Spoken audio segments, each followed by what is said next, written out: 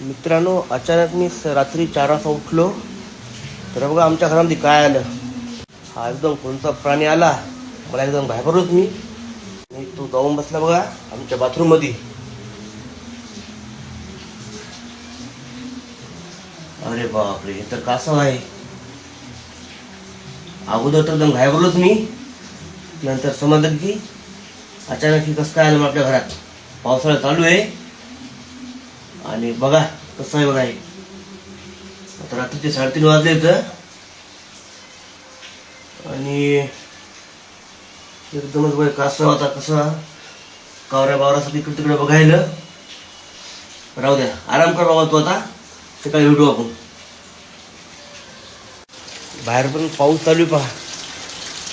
रात्र पाऊस पडला, आता पण चालूच आहे.